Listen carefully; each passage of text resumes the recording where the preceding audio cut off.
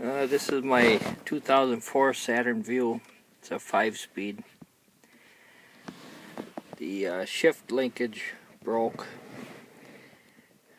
This is the original piece that was in there. It was on the cable.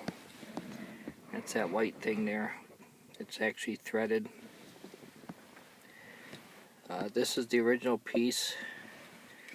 This is a replacement.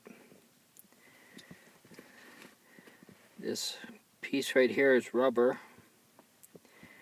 and what happened on mine is half of this broke off, and then these little ears here broke off, and then this clip and this bottom part here fell down in there.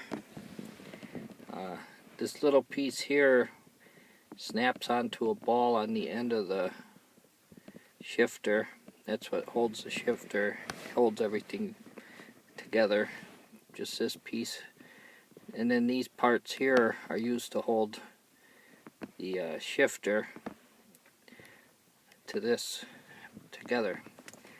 And I'm gonna try to put this in there. I won't be able to hold the camera and do the work at the same time, so I'll stop it and see how I'm going, and then update the video.